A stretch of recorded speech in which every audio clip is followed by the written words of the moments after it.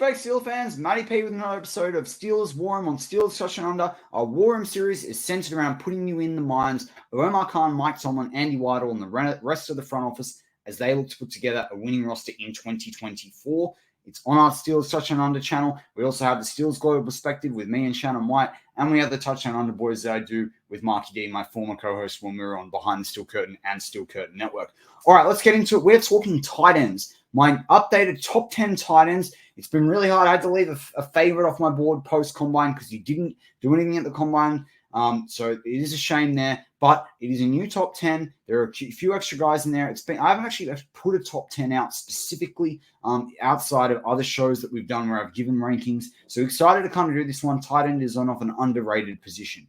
All right, let's get into it. So tight end also was on today, along with the DBs. We've already put out our cornerback video by the time you catch this. I'll link that in this video. You can go back and watch that as well. We talked through the updated top 10 cornerback ratings post the combine. But we're going to get into tight end. All right, now, interesting with the tight end position. Brock Bowers is the consensus guy. Number one, he's the number one tight end in Daniel Jeremiah's top 50 players, 1 below, 2 below. He's number 7. He's gone up a position in this particular one as well. So kind of interesting from that perspective when you think about it. Now, when you look at the situation with the tight end position, there's a lot of mixed things. You're looking at height. You're looking at weight. You're looking at blocking ability. You're looking at passing ability. Looking at how they can catch a pass, their receiving ability. A lot of different things that you're looking at. So it's really important that teams have a look at what tight end is going to fit them and what they're looking to do. Now, if we look at the 40-yard times, Devin Colt ran the best with a 4.47, then Theo Johnson, then Tanner McLaughlin, who Daniel Jeremiah, I should say, he's not in Daniel Jeremiah's top 50. I'm sure he'll be in Daniel Jeremiah's top 150. He really likes this guy in the mid-rounds. Then you got Jaheim Bell, Jared Wiley, Tip Ryman, Cade Stover, Ben Sinnott, Jatavian Sanders, who's pretty much the second on most lists, Brevin Spanford out of Minnesota, then Dalen Hooker closed it out from Colorado State. When you look at the 10-yard split time, again, these guys are going to be really important off the line of scrimmage, short passing, maybe into the slot for some of these guys. Colt, Ryman, Theo Johnson led with 1.55 seconds each. A lot of guys bunched again at between 1.58 and 160, including Sinnott, Stover, Jatavian Sanders as well. Brock Bowers wasn't in there. He didn't run that 40. He'll do that at his pro day. And I'm keen to see what their benches are going to be as well and who's going to bench and who's not. The vertical, Sinnott crushed it with a 40. This guy's a really interesting prospect. Too big to play hockey, but like playing hockey. Really good. I don't know. I was hearing a lot about his personal life in the coverage, in the broadcast. I honestly think this guy looks like a Pittsburgh Steeler for all the Steeler fans out there, which is most people that watch our channel.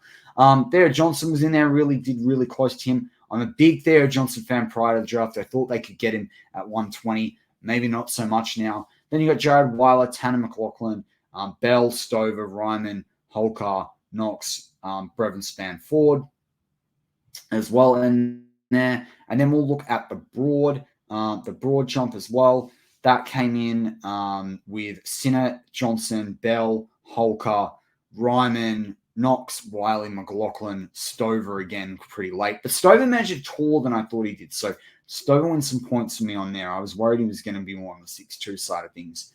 3-cone drill, Sinnott, Holker, Ryman, Theo Johnson, and Trey Knox all up in there again.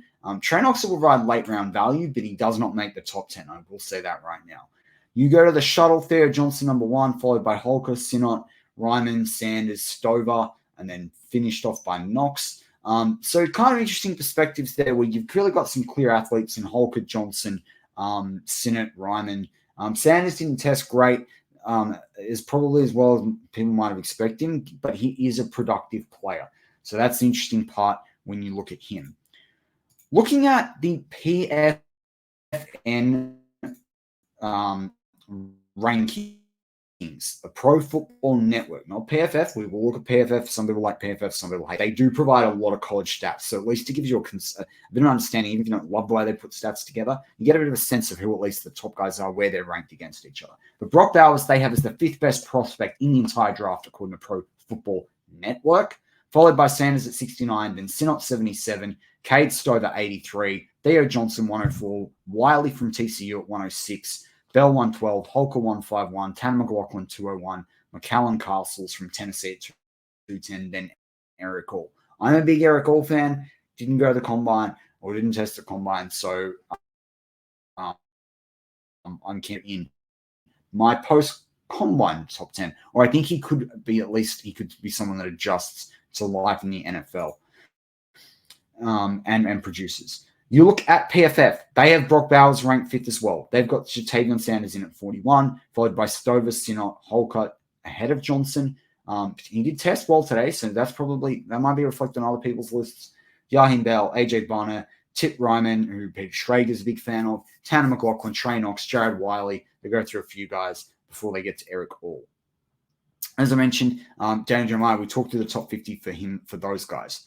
So who makes my top 10? Who do I think are the top 10 tight ends based on the post-combine reactions, the feedback, looking at all the results? Well, you can't argue with Brock Bowers in being number one. I think Jatavion Sanders out of Texas. I am a Texas Longhorn fan, represent. I do think that Sanders is still going to be consensus number 2 despite the testing.